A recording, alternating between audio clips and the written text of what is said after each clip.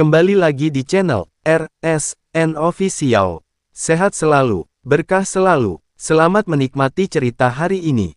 Kota Yuxian, rumah Yuxian. Saat itu musim semi, dan kota itu dipenuhi dengan bunga persik yang bermekaran, dengan kelopak merah muda berjatuhan seperti hujan. Mengenakan pakaian putih, Yuranran berdiri sendirian di menara pengamatan tertinggi di mansion itu, menatap langit dengan campuran antisipasi dan kegelisahan di matanya. Sejak Chen Ping meninggalkan kota Yuxian, hatinya selalu bergejolak meskipun ayahnya, Yu Wuji, mengatakan kepadanya bahwa Chen Ping baik-baik saja, dia tidak bisa tenang sampai dia melihatnya secara langsung, perlahan-lahan. Sebuah suara yang familiar terdengar dari belakangku. Yuranran gemetar dan berbalik tiba-tiba. Chen Ping berdiri di pintu masuk paviliun, masih mengenakan jubah birunya, tetapi dengan aura yang lebih tenang. Pola keemasan di matanya tampak samar, menambah kesan misterius dan agung pada dirinya. Saudara Chen, mata Yuranran memerah, dan dia melemparkan dirinya ke pelukan Chen Ping.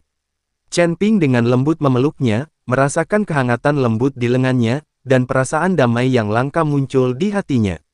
Saat ini, dia telah bertempur di semua pihak, membunuh banyak orang, tangarinya berlumuran darah. Hanya di sisi Yuranran ia bisa sejenak melepaskan beban berat di pundaknya dan kembali menjadi Chen Ping yang sederhana. Maaf telah membuatmu khawatir, kata Chen Ping pelan.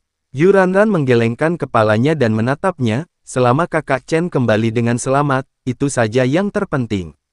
Ayah bilang kau telah menghancurkan jalan menuju surga, dan 13 surga akhirnya benar-benar bebas. Ya, kita bebas. Chen Ping menatap ke kejauhan. Namun tantangan yang lebih besar masih akan datang. Jantung Yuranran berdebar kencang, saudara Chen, kau akan pergi ke surga ke-14, kan? Chen Ping tidak menyembunyikan apapun dan mengangguk, berkata, aku harus pergi.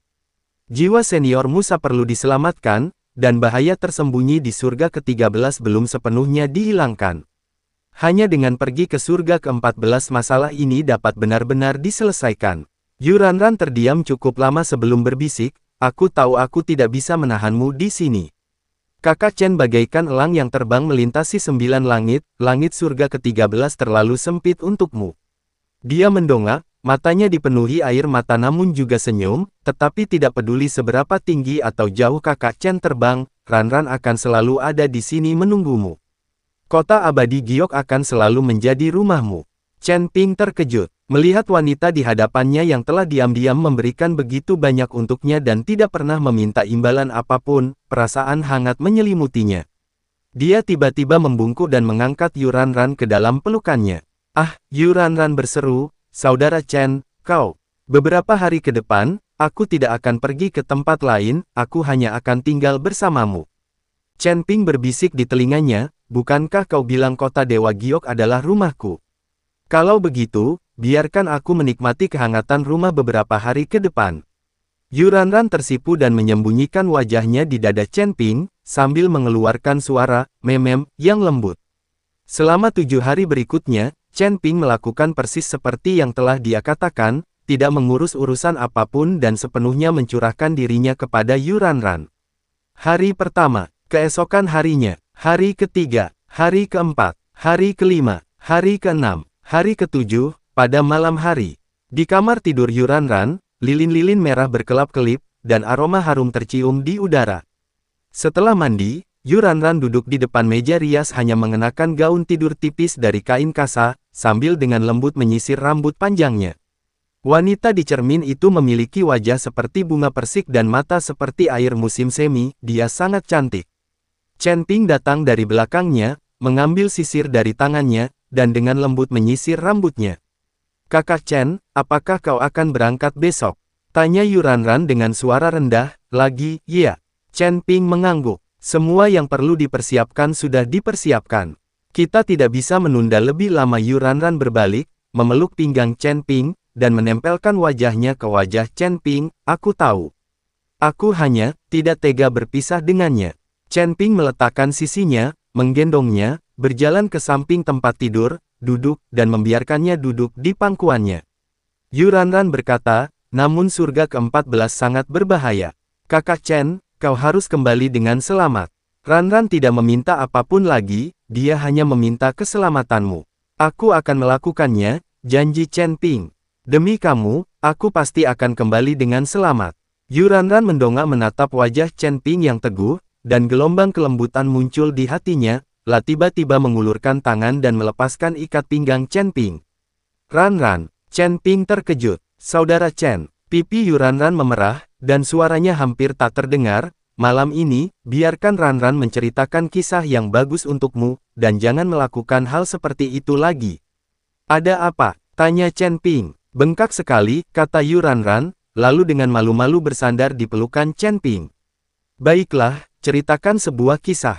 Chen Ping merangkul Yu Ranran dan mulai mendengarkan ceritanya. Surga ke-14, kuil itu.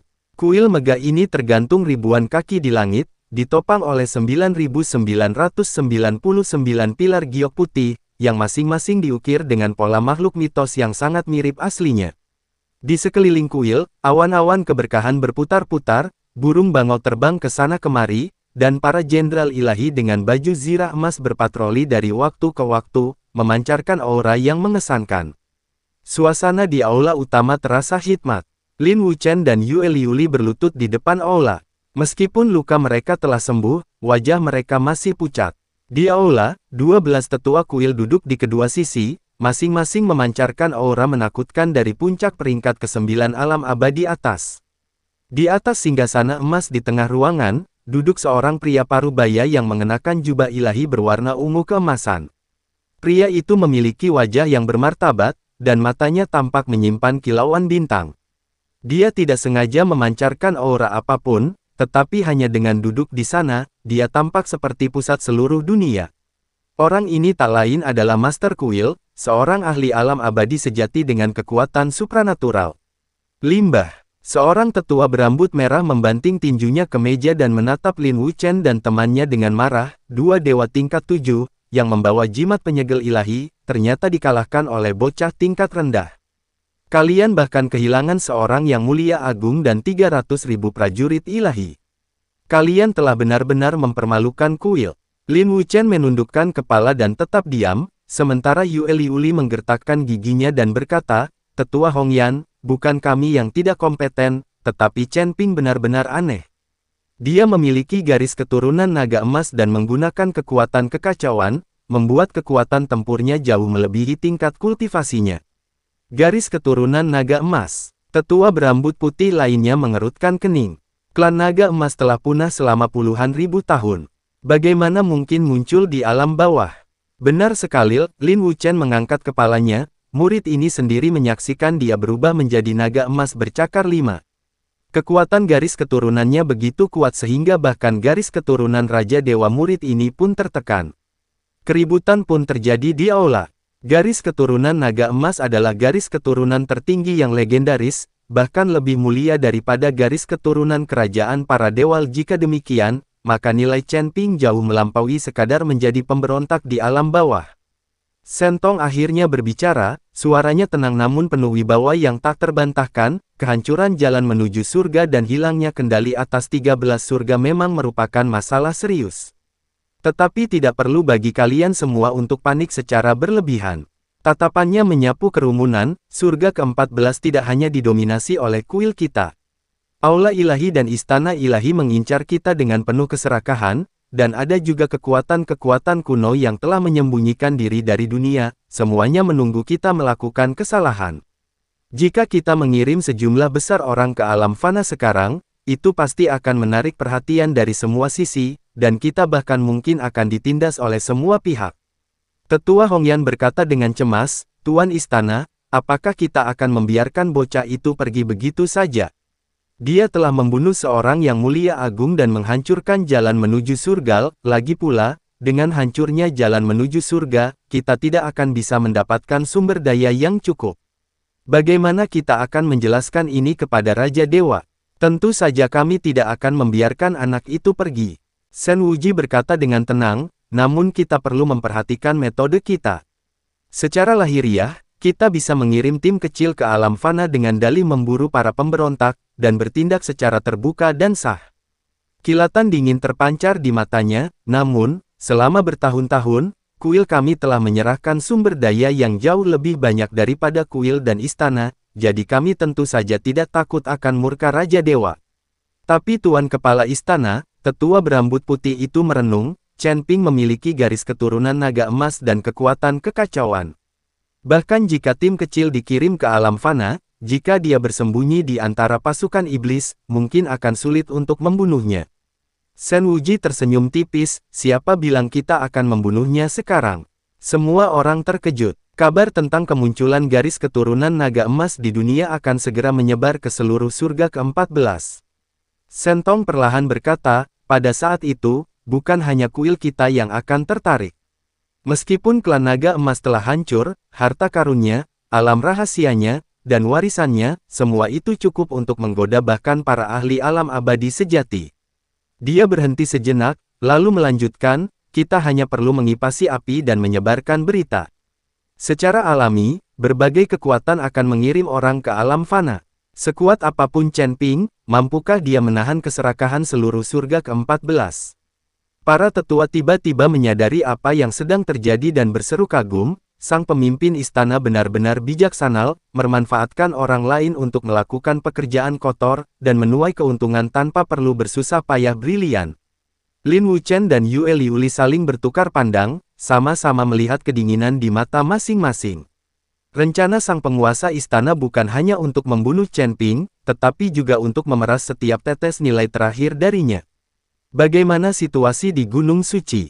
Tanya Shen Tong. Tetua berambut putih itu buru-buru berkata, Tuan Istana, ke-8 altar di Gunung Suci telah selesai dibangun, dan sejumlah besar peziarah sekarang sedang menuju Gunung Suci. Ya, sangat bagus. Shen Tong mengangguk, lalu menatap Lin Wuchen dan Yue Liuli dan berkata, Wuchen, Liuli, kalian seharusnya dihukum karena kegagalan misi ini. Tetapi mengingat kalian telah membawa kembali informasi penting, kalian akan terbebas dari hukuman. Pergilah dan pulihkan diri. Setelah kalian sembuh, kalian akan diberi misi baru. Terima kasih, Tuan Kepala Istana. Keduanya membungkuk dan dengan hormat pergi. Setelah keluar dari aula utama, Yue Liuli akhirnya menghela napas lega, punggungnya sudah basah kuyup oleh keringat dingin. Kakak senior, Tuan Istana, dia ragu-ragu. Lin Wuchen menggelengkan kepalanya dan mengirimkan suaranya, kita tidak dapat memahami pikiran Kepala Istana. Lakukan saja tugasmu. Adapun Chen Ping, seseorang akan menanganinya. Keduanya berubah menjadi garis-garis cahaya dan menghilang ke kedalaman kuil. Di perbatasan antara surga ke-13 dan ke-14, terbentang kehampaan yang kacau. Tidak ada bintang, tidak ada cahaya, hanya kegelapan tanpa batas dan turbulensi ruang angkasa yang kacau. Para kultivator biasa di alam abadi atas akan hancur berkeping-keping begitu mereka melangkah masuk ke tempat ini. Namun pada saat ini, dua sosok terus bergerak maju di kehampaan. Mereka adalah Chen Ping dan Ming Li. Sambil memegang lempengan tulang yang diberikan kepadanya oleh Yu Mingzi, Chen Ping mengikuti jalur yang tercatat di dalamnya, mencari celah tersembunyi di dalaran kehampaan yang kacau. Tuan Chen, fluktuasi spasial di depan sangat dahsyat, mungkin ada bahaya, Ming Li memperingatkan. Chen Ping mengangguk, mengaktifkan mata kekacauan, dan melihat ke depan. Dalam penglihatan mata kekacauan, kekosongan yang sebelumnya kacau menjadi jelas. Celah-celah spasial yang tak terhitung jumlahnya tersusun rapat seperti jaring laba-laba, dan salah satunya memancarkan cahaya keemasan yang samar, yang merupakan celah antara dua dunia yang tercatat dalam lempengan tulang tersebut. Ketemu, Chen Ping langsung bersemangat. Tetaplah dekat denganku. Dia melangkah masuk ke celah emas itu lebih dulu, diikuti oleh Ming Li. Setelah memasuki celah tersebut, keduanya merasa pusing dan kehilangan orientasi, seolah-olah mereka berada di atas perahu kecil di tengah badai yang dahsyat. Area sekitarnya dipenuhi dengan turbulensi spasial yang dahsyat, setiap turbulensi mengandung kekuatan mengerikan yang cukup untuk memusnahkan seorang dewa tingkat atas tingkat 7. Chen Ping membangun perisai pelindung yang kacau, melindungi mereka berdua di dalamnya. Perisai itu bergetar hebat akibat benturan turbulensi, tetapi akhirnya stabil. Setelah waktu yang tidak diketahui lamanya, secercah cahaya akhirnya muncul di depan. Hampir sampai, Chen Ping mempercepat langkahnya dan bergegas menuju cahaya itu, ledakan. Seolah-olah mereka telah melewati penghalang tak terlihat, keduanya tiba-tiba melihat pemandangan yang jernih.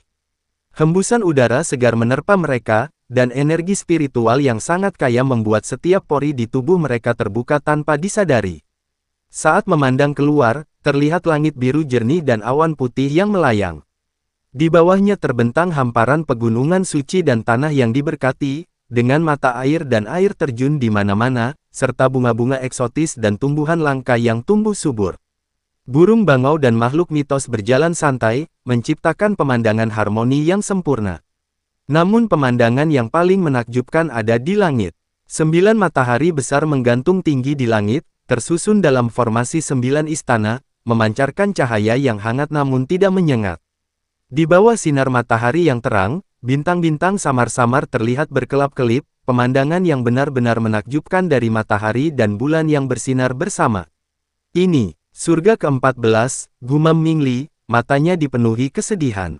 Konsentrasi energi spiritual di sini setidaknya 10 kali lipat dari surga ke-13. Satu hari berlatih di sini mungkin setara dengan 1 bulan berlatih di surga ke-13.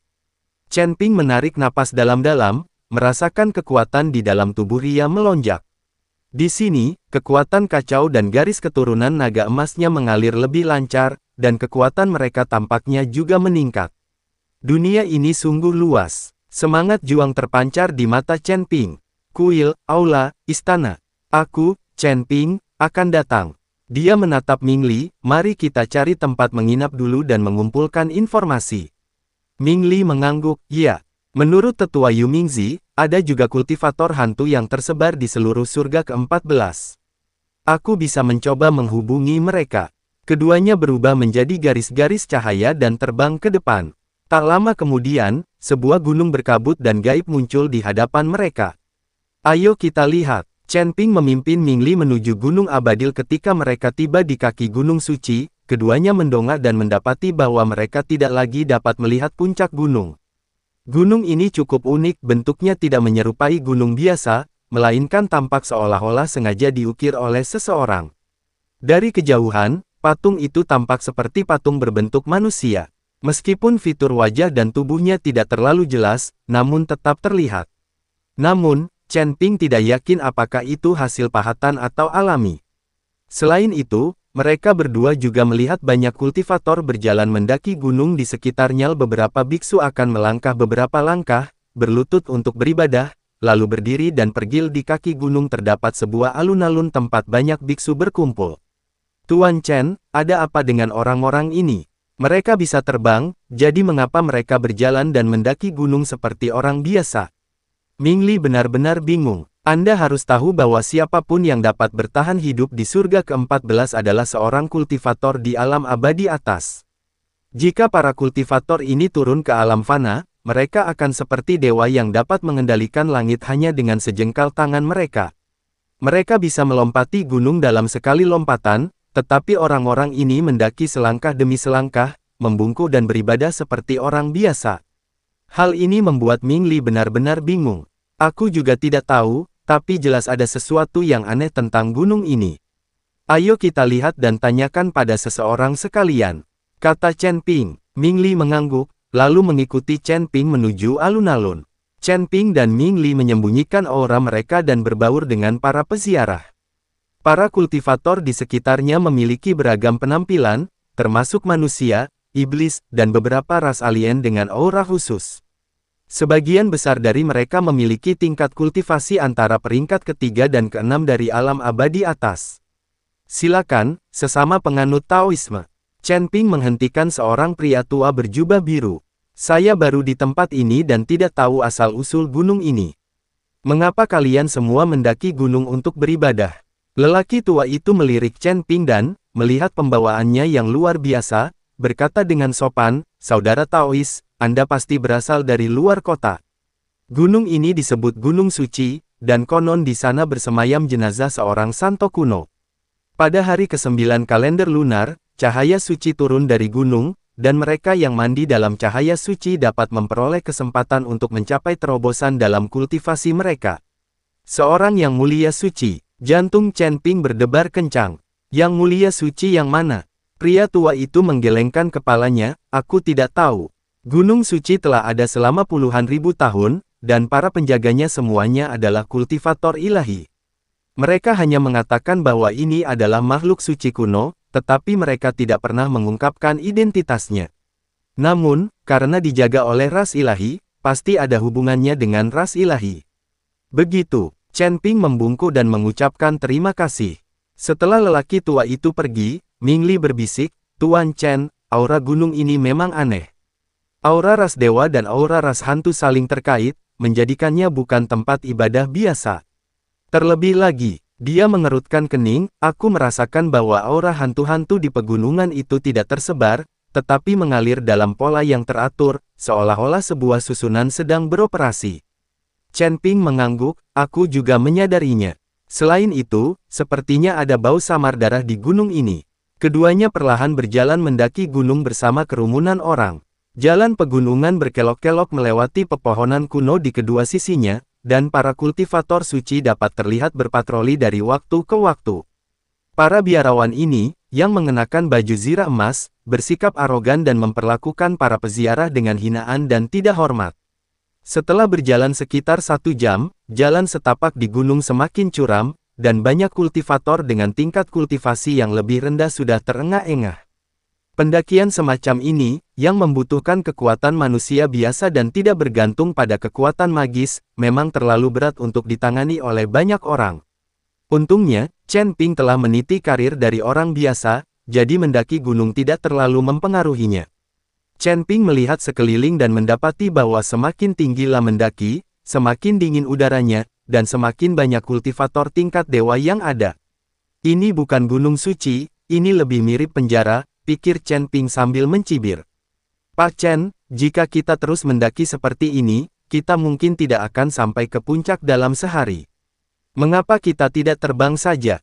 Ming Li menyarankan. Ming Li belum pernah mendaki gunung dengan tubuh fananya sebelumnya, jadi berjalan dengan 2 kaki sangatlah melelahkan. "Oke, tapi kita tidak bisa terbang ke sana secara terang-terangan, jadi mari kita lakukan dengan lebih hati-hati." Chen Ping berkata, "Lagi pula, para peziarah harus mematuhi aturan. Jika Chen Ping dan Ming Li mengabaikan aturan dan menggunakan kekuatan abadi mereka untuk terbang ke puncak gunung, mereka pasti akan menarik perhatian." Keduanya menemukan tempat terpencil di mana tidak ada yang akan memperhatikan mereka, lalu menyembunyikan keberadaan mereka dan menghilang seketika dalam sekejap mata. Keduanya sampai di lereng gunung. Saat itu, jalan setapak di gunung dipenuhi oleh para peziarah dari berbagai kalangan. Masing-masing memiliki tingkat pencapaian spiritual yang berbeda, tetapi semuanya memiliki raut wajah yang khusyuk. Setiap orang memejamkan mata sedikit, menyatukan kedua tangan, dan membungkuk setiap beberapa langkah. Chen Ping dan temannya memandang ke arah puncak gunung, tetapi yang mereka lihat hanyalah hamparan kabut yang luas dan halus. Puncak gunung tidak terlihat di manapun. Kabut tebal dan halus ini tampaknya tidak terbentuk secara alami, melainkan sengaja diciptakan untuk mencegah orang melihat puncak gunung dengan jelas. "Tuan Chen, saya merasakan aura klan hantu semakin kuat, seolah-olah berasal dari dalam gunung suci ini." Ming Li berkata sambil mengerutkan kening. "Mungkinkah ada juga kultivator hantu yang tersembunyi di dalam gunung suci ini?" Chen Ping juga agak bingung. Lagi pula, kota dunia bawah, yang dihuni oleh sejumlah besar hantu, tersembunyi di dalam 10.000 gunung iblis di surga ke-13. Jika ras hantu juga bersembunyi di gunung suci ini, maka pasti akan ada aura ras hantu tersebut. "Itu mungkin saja. Haruskah kita mengikuti aura tersebut dan menyelidikinya?" kata Ming Li. Ming Li sangat gembira saat ini. Jika dia bisa menemukan klan hantu segera setelah mencapai surga ke-14, itu akan sangat luar biasa. Jika kita bisa mendeteksi keberadaan ras iblis, mengapa para dewa tidak bisa mendeteksinya? Apakah ada semacam konspirasi di sini? Chen Ping berkata dengan hati-hati, aura ras iblis itu tidak terselubung dengan baik. Jika ini adalah gunung suci para dewa, iblis manapun yang bersembunyi di sini seharusnya sudah ditemukan sejak lama, namun saat ini, tampaknya Protoss sama sekali tidak bereaksi, yang mana ini tidak biasa. Benar sekali. Mengapa para dewa sama sekali tidak bereaksi? Para dewa ini menganggap kita, para hantu, sebagai duri dalam daging mereka. Ming Li juga sangat bingung. Ayo, kita lanjutkan ke atas sana dan lihat-lihat. Chen Ping memutuskan untuk melihat apa yang begitu istimewa dari Gunung Suci ini sebelum mengambil keputusan apapun. Keduanya terus terbang menuju puncak gunung, sosok mereka tertutupi oleh kabut tebal di angkasa. Namun ketika keduanya memasuki kabut surgawi, mereka langsung bingung dan tidak tahu harus pergi kemana, atau bahkan ke arah mana harus mendaki. Seolah-olah Anda berada dalam keadaan kacau, tanpa arah dan tanpa depan atau belakang. Bahkan para petani di gunung pun sudah lama menghilang dari pandangan. Tidak heran para kultivator itu tidak terbang ke puncak gunung, sepertinya kabut abadi ada hubungannya dengan itu. Ming Li berkata, jika Anda berjalan kaki, karena ada jalan setapak di bawah kaki Anda, meskipun kabut tebal dan Anda tersesat, Anda tetap dapat mengikuti jalan setapak gunung tersebut hingga ke puncak gunung. Namun, saat terbang, mudah tersesat karena tidak ada titik acuan. Ikuti aku, jangan menyimpang. Chen Ping memejamkan matanya sedikit lalu memperluas indera ilahinya hingga maksimal. Ming Li mengikuti Chen Ping dan terus terbang menuju puncak gunung. Setelah kembali naik ke ketinggian tertentu, Chen Ping dan Ming Li berhenti bersamaan, dengan sedikit kebingungan di mata mereka. Tuan Chen, apakah Anda menyadarinya? Tanya Ming Li. Aku sudah memperhatikannya. Aura para dewa di sini sebenarnya bercampur dengan aura para hantu, sehingga sulit dibedakan. Chen Ping mengangguk dan berkata, secara logika, mustahil bagi aura dari dua ras yang berbeda untuk menyatu. Bahkan jika seseorang menguasai teknik dari kedua ras tersebut, mustahil untuk menyatukan kedua aura hingga sejauh ini.